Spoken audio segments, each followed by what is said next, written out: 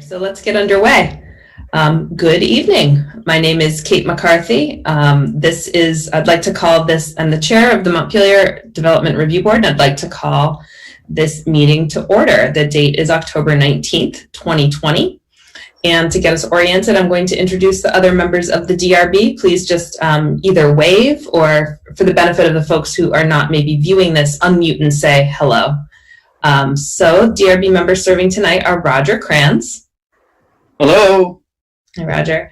Rob Goodwin. Hello. Thanks, Rob. Joe Kiernan. Hello. Thanks, Joe. Kevin O'Connell, our vice chair. Present. Hi, Kevin. Abby White. Hi, everyone. Hey, Abby. And Jean Leon. Hello. Hey, Jean. Thanks for being here. We are supported by Meredith Crandall, our zoning administrator. Good evening. And as well as by Tammy Furry, our recording secretary, who's joining us by phone. So thank you very much. Next, we're going to turn to the staff review of some of the key information about procedures to join this evening's meeting.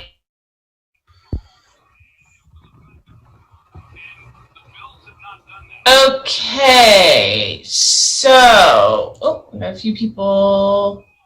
There we go. So I'm going to be sharing this screen so that people who are watching via ORCA can log in if they suddenly have an interest. And so for those viewing the meeting via ORCA, you can participate in this board meeting via the Zoom platform through either video or telephone access options by using this link, or you can call into the meeting on your telephone. For either option, the meeting ID is this number here, and here is the password or passcode. If you haven't done so already, you can download the complete meeting packet, including the agenda, all applications, and all staff reports, following this link. And if you have problems accessing the meeting, please feel free to email me. My email address is right here. I'll leave this up while I am going through the rest of the information for participating.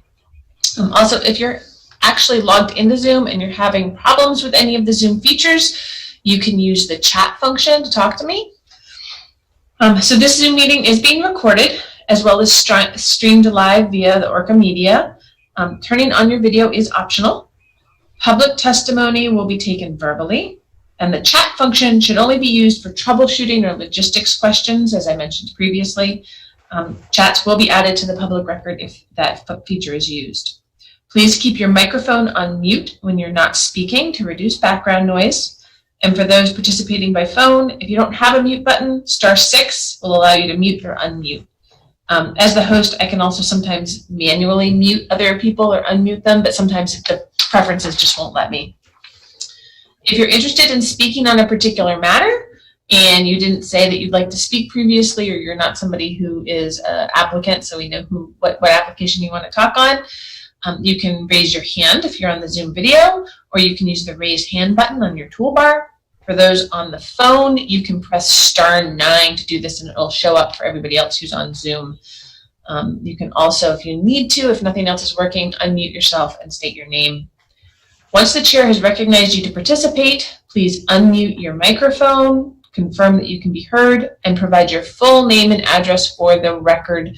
This applies mostly to people commenting, not so much on the applicants, because we have all your information in the application.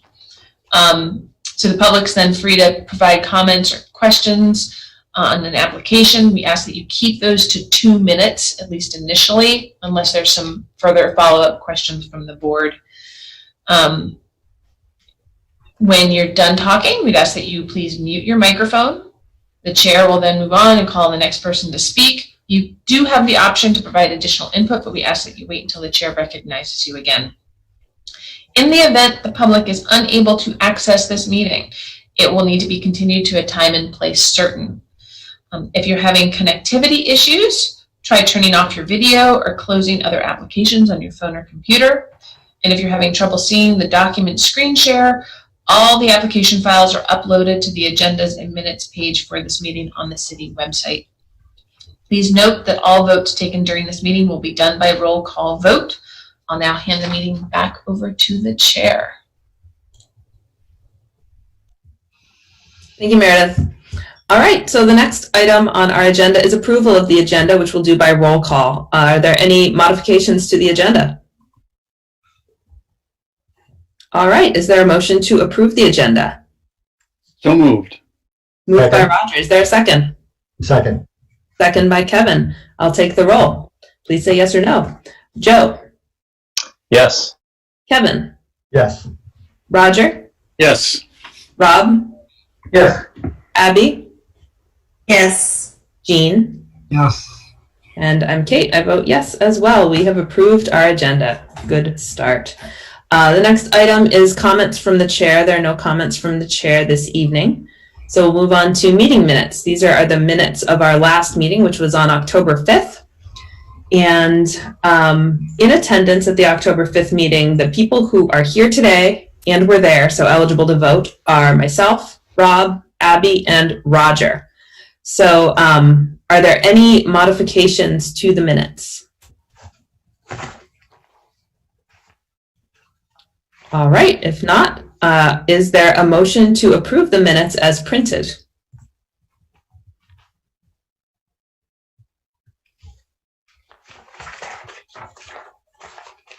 Motion to approve the minutes. Thank you. Motion by Abby. Is there a second? Second. Second from Roger. Thank you. We'll call the roll. Joe?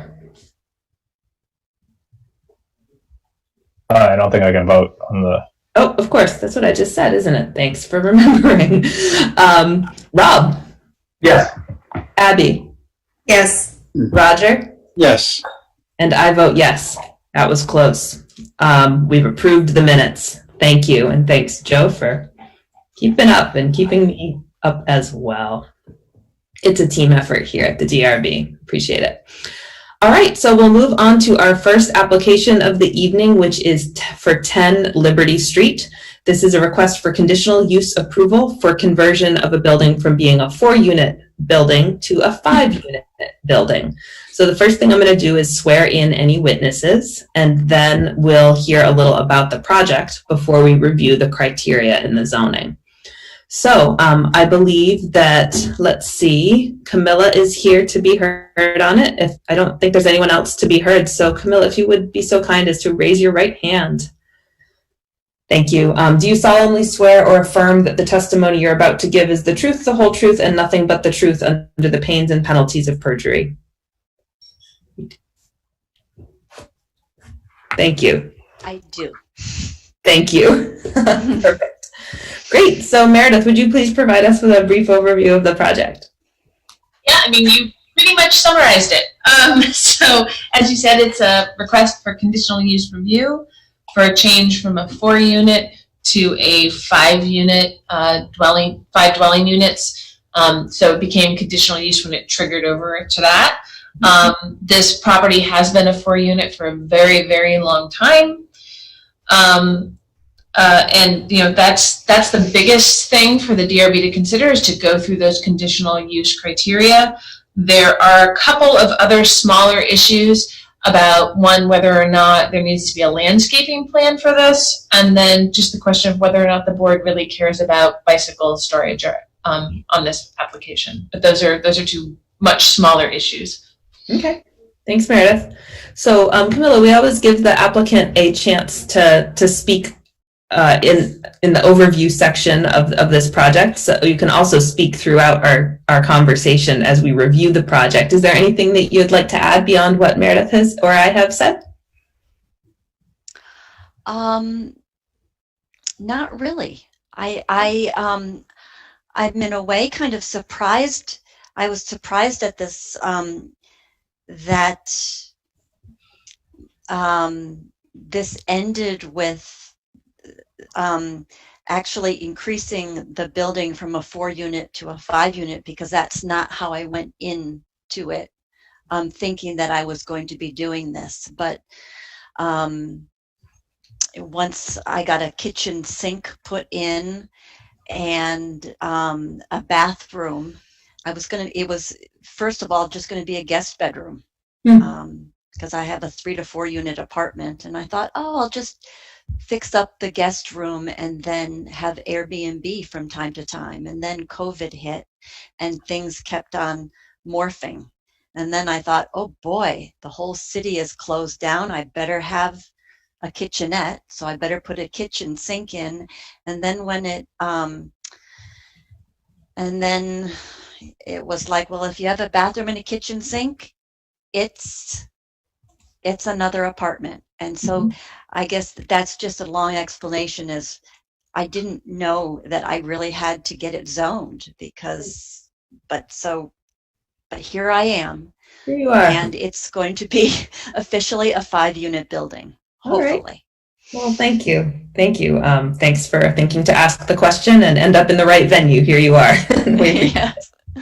All right. So we're going to be looking at just a few sections of our bylaw to review this. We'll look at our general standards, as we always do, including the minor site plan standards. And then, as Meredith said, we'll look at the conditional use standards, which are that additional layer of review to make sure that a particular use is suitable for the neighborhood and fits in with the form and function. And based on the application materials, there is just one thing I want to highlight as we go into this, which is that what we're evaluating is basically a change inside the building. There are no changes to the footprint of the building. There are no changes to the parking configuration around the building, to the sidewalks in front of the building. So that's why the conditional use standards in particular are what we're looking at, because it's about kind of impacts to the community more than the site itself. So with that, I'll walk through the sections.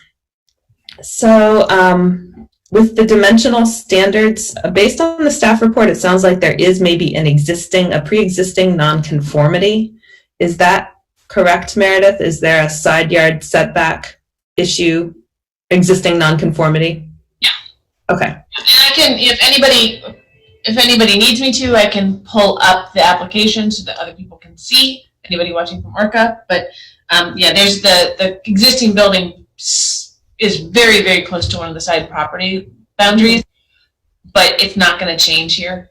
Okay.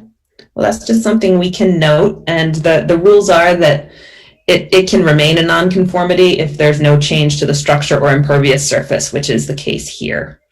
So it complies with the dimensional standards.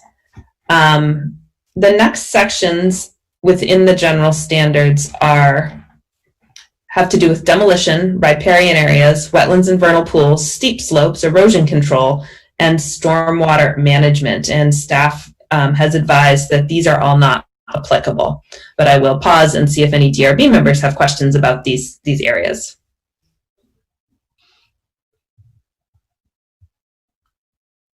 Okay, we'll continue on. Similarly, access and circulation does not apply. We don't have to review it under those standards because there are no changes being proposed.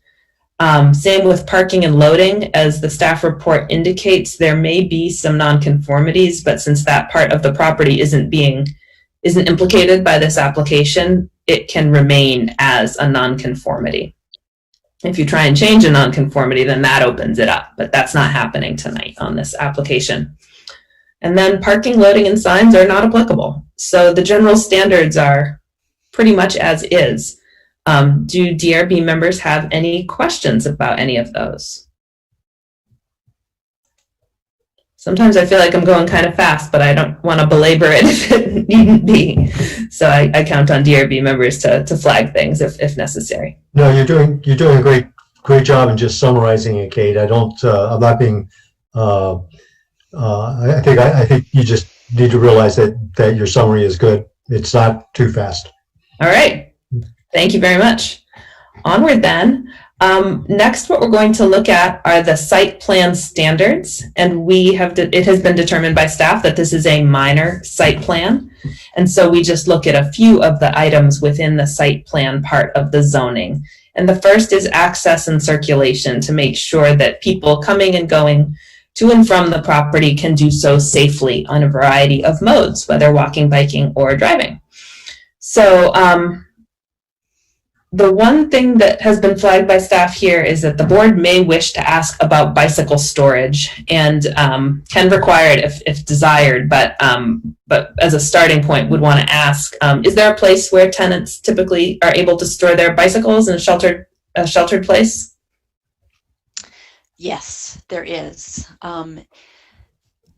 There's a big old barn attached to the back of the building, and there are 4 bays in that barn. So everybody has covered parking.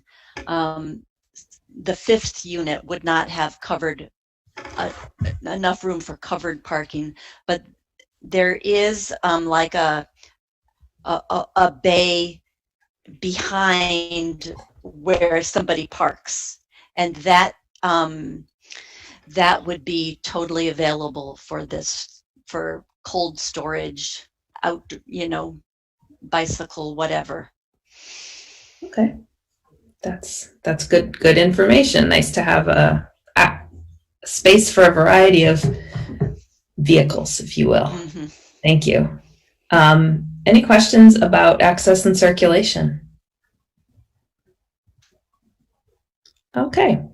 So the next option here, or the next section is 3203. It's landscaping and screening. And this doesn't apply if there's a change of use, which there is, and the site has been developed in line with, or the site has an existing site plan, which the site does not. Is that right, Meredith? Okay. Correct. So the staff, it's a change of use, but there's no site plan because it dates back. It's been a 4-unit building for a long, long time. But staff's finding, and you can see the pictures in your staff report, is that as it's landscaped today, it actually does meet the landscaping requirements.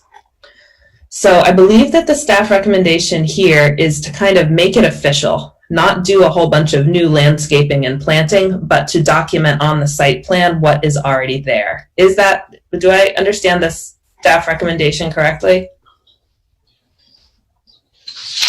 Now I'm going to have to go back and just double check. Oh, I didn't mean to quiz you. Yes, that was my thought. Yeah. And it would almost be filing, maybe you could file something else, but it's almost like it's incorporated in here in the staff report as to what's there. You could require a separate, documentation on the site plan if you wanted, or not. So let's see, let's think this through. If in the future there is an opportunity to, or a desire to expand the garage or reconfigure the parking or somehow change the driveway, which is unlikely, that would kind of bring this property back in for additional site plan review, at which time this question would come up again. Yes. And this question would come up again anytime site plan review comes. Yes. Okay. So are there any questions or thoughts of board members regarding whether a sketch of the current landscaping is necessary to include in the site plan?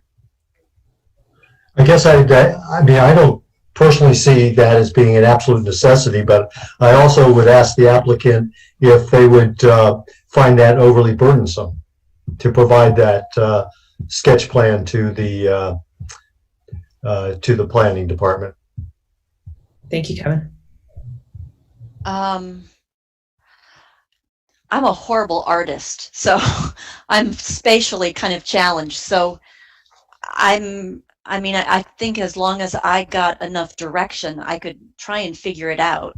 I know my carpenter did this little site plan with with what you do have. Well, your landscape plan now is quite attractive. It's very casual and a nice space from what I can tell. You own the property 5 years down the road, 10 years down the road, you may not.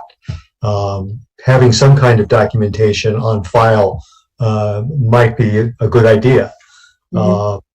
Now, doing a site plan by a lousy artist shouldn't be a problem because it's just a flat two-dimensional representation of structures and planting materials, and it doesn't have to be accurate to the inch. It can be approximate.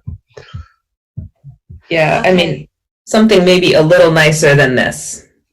I Yeah. can't see that. Oh, very well. sorry. Like a real sketch. You could take Okay. the site plan that your engineer gave you and add some, Okay. maybe large asterisks to indicate a shrub. Okay, I can do that. I can. And Meredith, is Yeah. that? Yeah, I think that would be great, and Camilla, we can, Audra and I can both help you with that. It's just documenting the big trees and labeling them, like have one symbol for the big trees, one symbol for the each of the different kinds of bushes, one symbol for your medium tree, because you don't have that many larger identifiable items. And so we can totally help with that, and I think that would be something we could just put in the file. Okay, and so you want that the front, the side, and in the back as well. Anything that's on your property. Okay.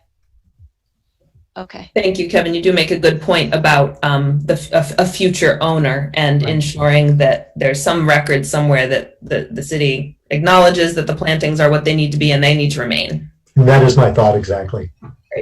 There are currently 5 photos on the application. You could use one of the aerial ones and document what each one of those shrubs or trees are to make it easier if you wanted to. Okay, I think with this information I can figure it out. Yeah. And it sounds easy enough, and I have a daughter who's an artist, so she could always help me too. There you go. Yeah. Okay, great. Thank you. Thank you for being open to that.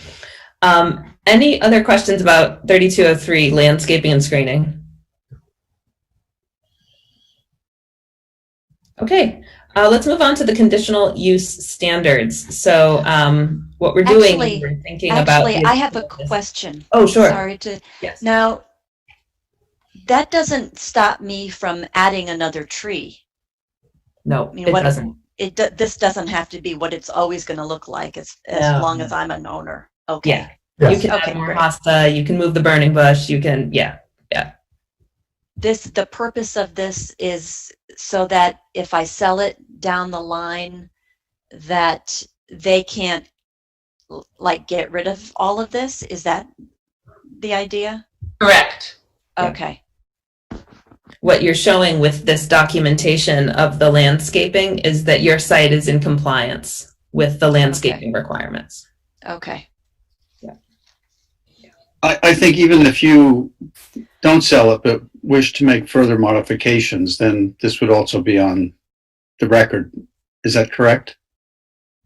Right, and it's also if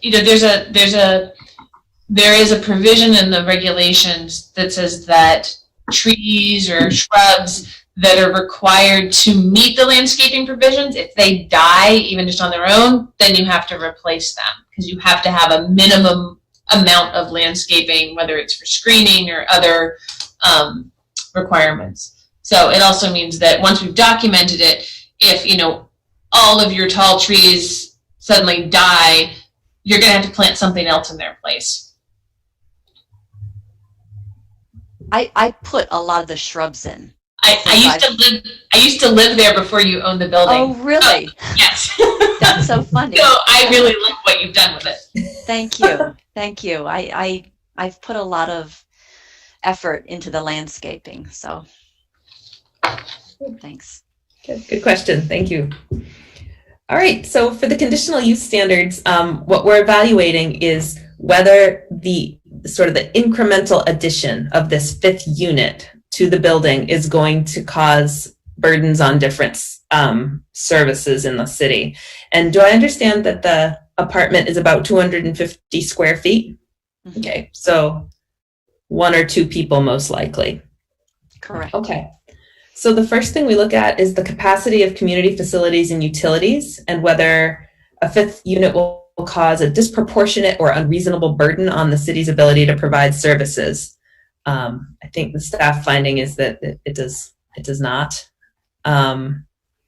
Traffic, will there be an undue adverse effect on traffic? Same with just same shape building and everything, but 1 more person in it, pretty unlikely. And then the third one is character of the area, which is laid out in the conditional use standards in our staff report. What it highlights is it's a traditional neighborhood adjacent to downtown. It's densely developed with historic multi-story residences built close to the street. All that is staying the same. The regulations are intended to protect this residential character while allowing compatible infill development, that means intensification, and adaptive reuse of historic buildings. So that's the character that we're aiming to perpetuate. So those are the different conditional use items. And do board members have any comments or questions about this fifth apartment and whether it will impact those things? I guess I just could ask one question, just to clarify here. So in the city zoning regs, there's no difference between the use of a rental, long-term rental versus an Airbnb, correct? Correct. Not currently. I mean, I don't know that it's under discussion, and that wasn't meant to be threatening in any way, sorry. But it's only as of about a couple months ago that the statute even changed to enable municipalities to regulate short-term rentals. Before, some municipalities were doing that, but it was not like broadly enabled by statute. Now it is. So there aren't a lot of municipalities who have started doing that, but many are considering doing so. I don't know what any of those timelines would be one way or another. Okay. And then for this specific structure, I mean, right now, the only unit that's an Airbnb is the fifth, and the rest are long-term rentals. Correct. Yeah, and actually, I've decided that I'm not going to do Airbnb yet, not during COVID. So I'm hoping to do a short-term rental, because if my son ever comes back from Thailand, I want him to land there for a while. So that's what I'm thinking, like traveling nurses or people who are looking for 3 to 6 months at a time.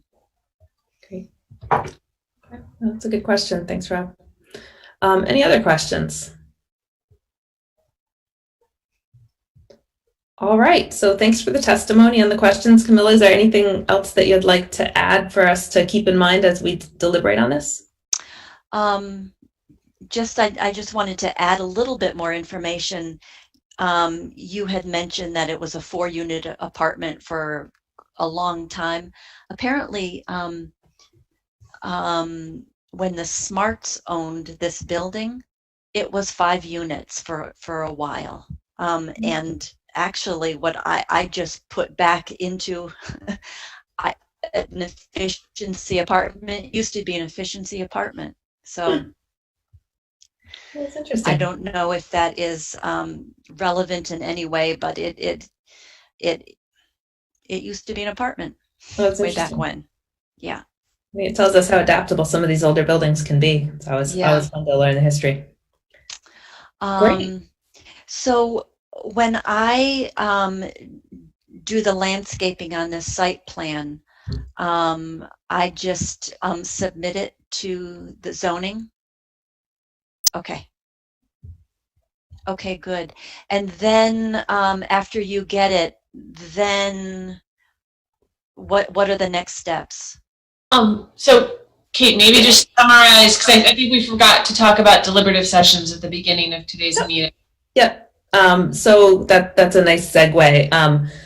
In the past, we have voted right in the meeting on our decision about each project, but we've made a temporary shift. We consider it a pilot to deliberating in a deliberative session, which is closed to the public. And we do that to ensure quality decisions and deliberations during this Zoom era where we're finding ourselves. So what we're going to do is we're going to close the public hearing on this application, and then this board will talk about it and vote on it later this evening after the public meeting is done. And at that, then Meredith will know the decision, and we'll let you know. You'll receive a written decision with any conditions that are discussed, such as we just discussed, basically a condition that a landscape sketch needs to be included. And you'll know shortly after this meeting. And the other thing I will say is that we are doing deliberative session for all applications, no matter how simple, for the sake of consistency among applicants, between applicants. Okay, thanks. So I'll make a motion to close the public hearing and table this application until the deliberative session at the end of this meeting. Yes? Sure, Rob, if I could do some friendly wordsmithing. We're going to entertain a motion to close the public hearing on this application and move into deliberative session at the close of the public meeting. Right. Correct, yes. A second motion. And All right. if it's okay with you, Rob, I'll second that. Yes, absolutely. Okay, I think we had a motion from Rob. I actually heard a second from Jean, I believe, Oh, right? That's fine. Yes, yeah. I'll take a third from Kevin. So what we will do is we will vote on that motion by roll. Joe, Yes. Kevin, Yes. Roger, Yes. Rob, Yes. Abby, Yes. Jean, Yes. and I vote yes. Okay, the motion carries. Thank you very much for your participation, Camilla. And if you have any questions, you can be in touch with Meredith. Okay.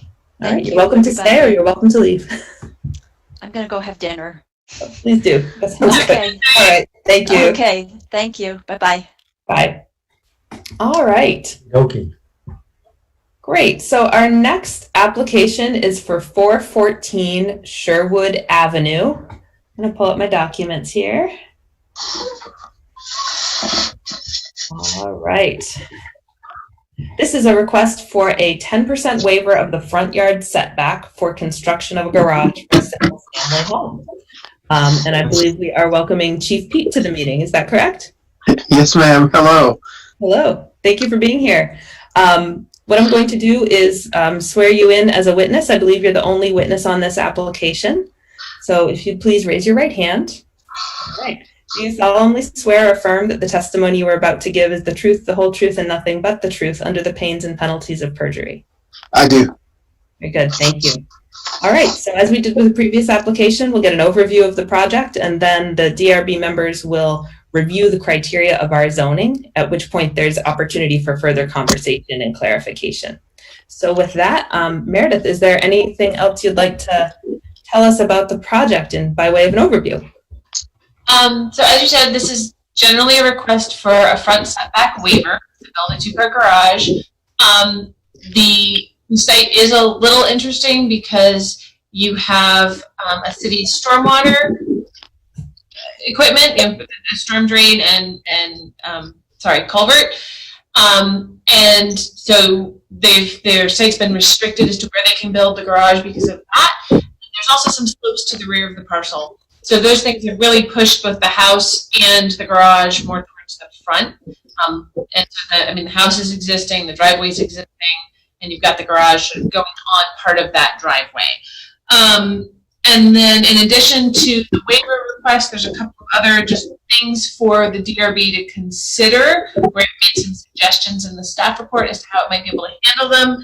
So that's the questions about compliance with the steep slopes, the erosion control and stormwater. And when you get there, there were some questions raised in here, some things that the Department of Public Works had requested. And when you're ready, either Brian or myself can share a updated site plan that was put together to address those, but we couldn't really circulate it beforehand. Great. Great. That sounds good. So Chief Pete, would you like to tell us about the project from your perspective as the applicant? Thank you, ma'am. Good evening. Good evening to the honorable members of the board. Thank you for the opportunity to be here. We're just hoping to put up a 2.5 car garage roughly next to the house.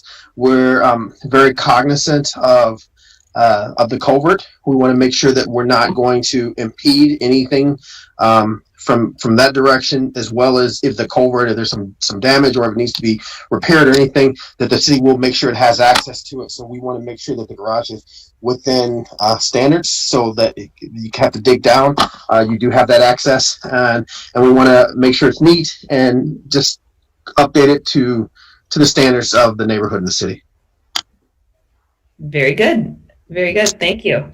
All right. So what we'll do now, we're going to be looking at looking at the general standards within our bylaw. Oh, I'm sorry. Did I cut you off? No. Oh, okay. Sorry. Zoom. And within the first part of that, the dimensional standards, we'll also be looking at the waiver provision. That's the requested 10% waiver of the front yard setback. All right. So with that, we will jump in.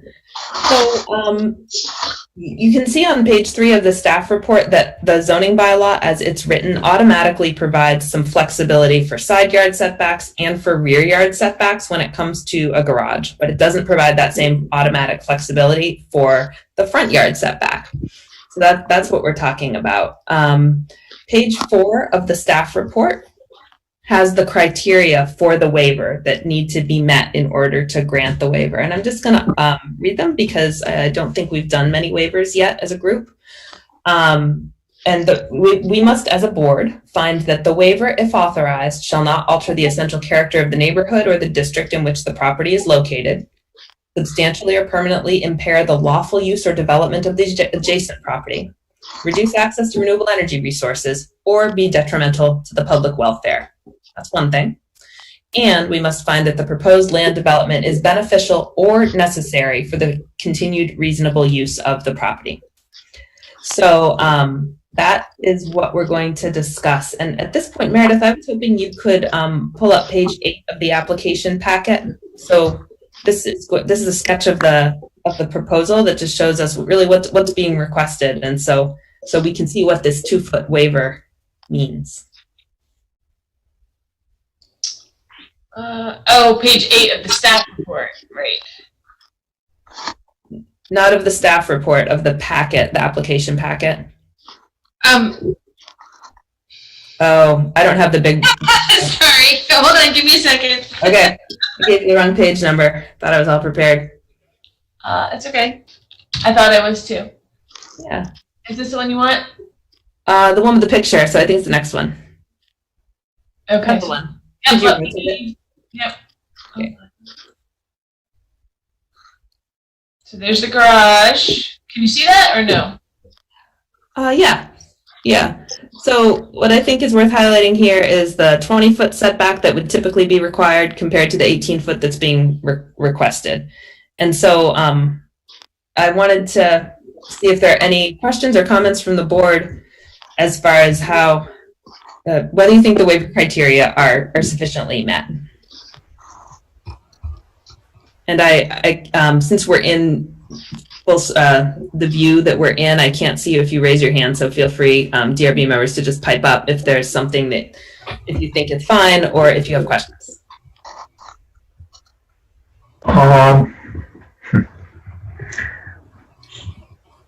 Well, I just kind of want to draw some attention to the note here. I don't really see any issues with this application at all, but I'm a little bit concerned about the process when it comes to determining front yard setbacks. It seems like there is a path in the regulations that does not require much expense on the part of the applicant. So I don't know if the applicant can maybe, the easiest way to do it is to go through their process of how we determined that this garage was proposed 2 feet inside the front yard setback, or how the front yard setback was determined, because I think we've got like figure 3.01 of the regulations, I think provides a pretty clear process for how it's supposed to be determined. And I know that this is maybe how things have kind of been done by using the very convenient parcel mapper, but I don't know. Sorry to keep going on here. My question is, I just kind of like to review how the front setback is determined, because I don't think it's necessarily a waiver is maybe needed. Okay, so Rob, is what you're getting at that you see that the measurements from the right of way as opposed to the edge of the road? Well, I think that if the right of way is, or the front parcel line is unknown, which in this case it's called out as approximate, which I see one and the same, that we should be measuring, from the center line of the street, per figure 3.02 on chapter 300 of the general standards. Okay, maybe I could start by taking this over to Meredith for an explanation of how we decide about this before putting in the hot seat. So Rob, in general, I think your comment is very valid. In this particular instance, I know that says approximate, but I think they're saying approximate because we didn't resurvey it to confirm that it matches with this city survey. They had a city survey done when they were marking off this easement for the stormwater infrastructure. So this is a utility easement plan. And so the right-of-way was marked on there. And I think that's what the image we were just looking at and what the site plan is trying to duplicate. So Rob, are you making a distinction between the right-of-way and the property line? You're saying the right-of-way is not necessarily the front property line. Right, it would not necessarily be. Well, but this city right-of-way, this is where the edge of the property line is. And that came after the actual development was in place, correct, Meredith? So Right. it's a pre-existing lot, and we know this is a very challenging neighborhood, as many neighborhoods are in Montpelier. So we're talking about 2 feet. I'm just wondering if we're not overcomplicating the situation. I mean, this is the city right-of-way line, because you can all see this page, right? This is page 57 of the staff report. So this right-of-way line is the city right-of-way. The city owns in between the right-of-way lines on either side of Sherwood Drive. Yep. They weren't necessarily measured out when everybody carved out their parcels and built their driveways and everything. So that front right-of-way is the property boundary, which is what is then represented here. Okay. I wonder if maybe we go with that for now, and then sometimes when we don't have a lot on our meeting agenda, Meredith asks for training topics, and I wonder if this might be something that we could explore and discuss in a theoretical sense. I think because it's come up a few times in different circumstances. Maybe we can understand it better as a board for application of future applications. I think that makes a lot of sense. I mean, this is a sea change from the old waiver. Before the waiver, there was a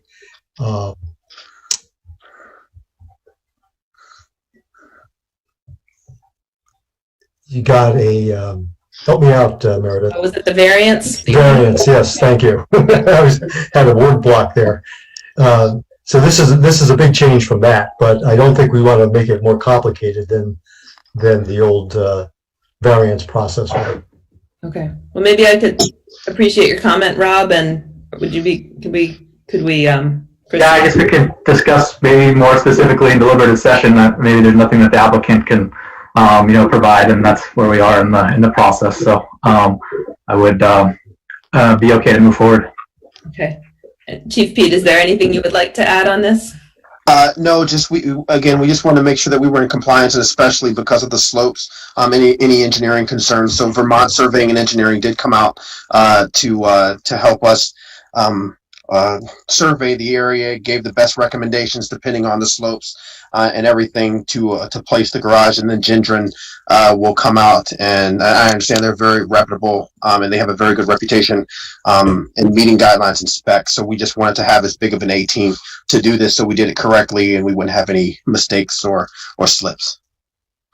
I just do have one question on that note. So did they locate the edges of the street and ability to establish the center line of the street while they were doing that work?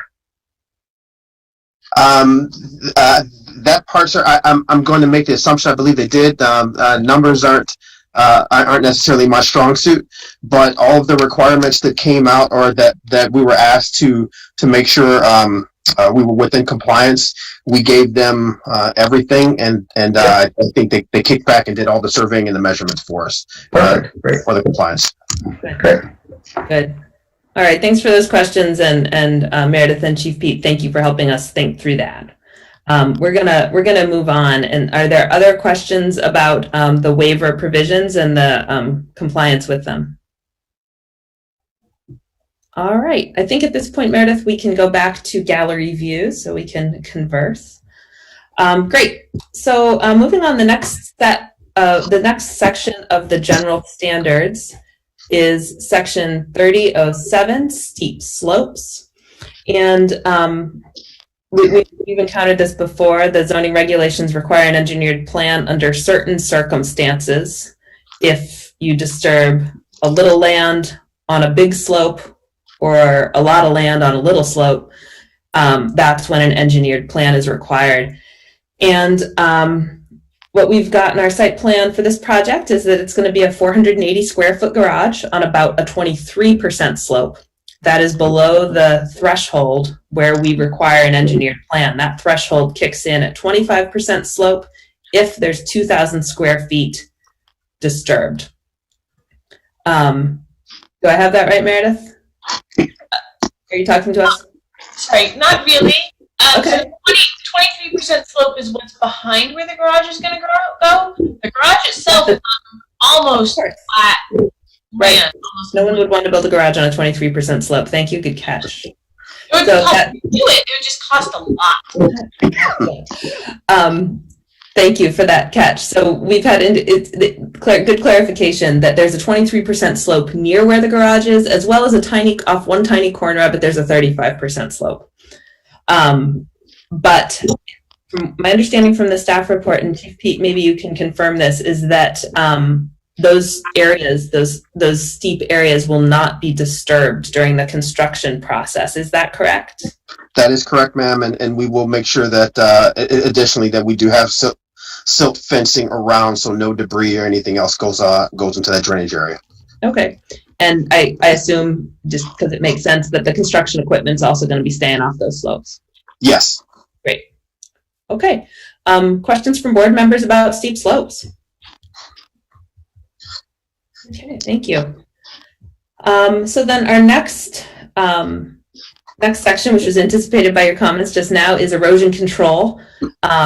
We've confirmed that the adjacent 35% slope is not going to be disturbed, and that, let's see, to my right, the right spot here, you mentioned the installation of silt fences, so it sounds like you'd be amenable to a condition requiring those practices. Absolutely.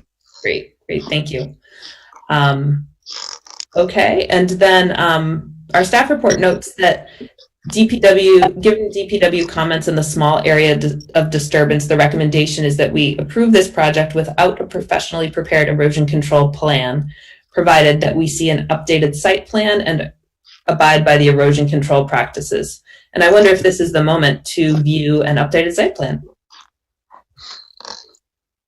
Would you like me to share that, Brian?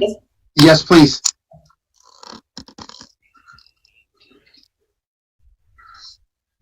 Oh, where did it go?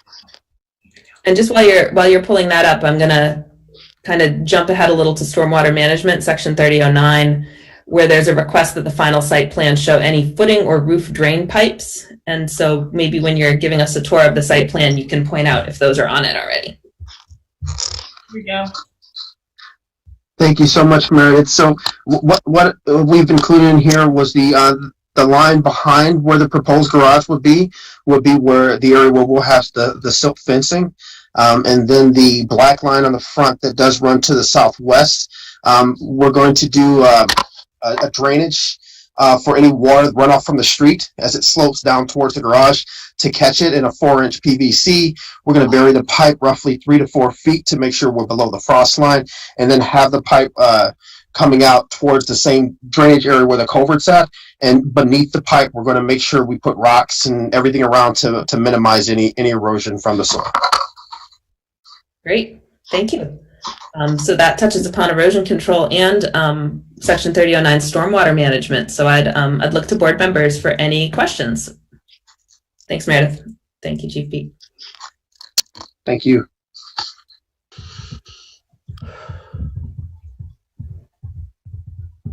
Board members, anything? Okay. Very good. Okay, so we'll move on to the remaining criteria. So the next one is 3010, access and circulation. We've talked about this in our previous application, and in this application proposal for a garage, it's not going to change how the property is used. It's just going to change where people park and the amount of time they spend scraping snow off their cars. So there's not really an impact there. And similarly with the parking and loading areas, the change is not so great that anything really applies here, nor are any signs proposed. So do board members have any questions or comments about access and circulation, parking and loading, or signs? Okay, very good. So those are all the criteria that we needed to go through and discuss, and thank you for the discussion. It's very useful. Chief Pete, is there anything else you'd like to add? No, ma'am. Just to thank you all very much for your time and your consideration, and to Meredith and the entire team for really, they had to pat me on the head and give me a bottle and walk me through a lot of it. So I really, really am grateful for them helping. Welcome. They're a great team, and I'd hazard a guess you're not the first that has been supported and patted and handheld, and that is fine. That is fine. Really appreciate your time as well. I will let you know that as I said before, to better manage our deliberations, we will be taking this into a deliberative session that is the board members only, and we will vote on the proposal, and a written decision will be issued after. We're doing this for all of our applications, even if they're fairly straightforward. So going into deliberative session does not indicate alarm necessarily with the application, but written decision will be issued as soon as possible. Thank you very much. You're welcome. You're welcome. So with that, I'll entertain a motion to close the public hearing on this application and move into deliberative session at the close of the public meeting. So moved. Motion by Kevin. Second. Second by Jean. Any discussion? I'll call a roll. Joe. Yes. Kevin. Yes. Roger. Yes. Rob. Yes. Abby. Yes. Jean. Yes. And I vote yes as well. The motion carries. Very good. Thank you. We'll move on to our other business. Our next meeting is November 2nd. Is that right, Meredith? Correct. All right. And is there any other business? Members of the, for Meredith, go right ahead. Just for anybody who's watching on ORCA who might have been on to look at this other matter, the appeal of an administrative permit for 33 Loomis was tabled by it actually says on the agenda applicant, but it was tabled by the appellant to the November 16th Development Review Board meeting. And so that's why you're not hearing that tonight. Thank you, Meredith. Any other announcements? All right, I will entertain a motion to adjourn into to close the public meeting and adjourn into deliberative session. So moved. Motion by Jean. Second. Second by Roger. Sorry, Kevin. Not your night. No. Yes. Thank you, Kevin. Yes. Roger. Yes. Rob. Yes. Abby. Yes. Jean. Yes. I'll vote yes as well. The meeting is adjourned and we will move into deliberative session. I believe we will probably be receiving a Zoom link for that purpose. Yes, I sent it just a few minutes ago in an email, so you should all either have it or be getting it shortly. Very good. In that case, let's reconvene when we can get back in. Take 3 minutes if you need it, but otherwise we'll see you shortly. Thank you very much.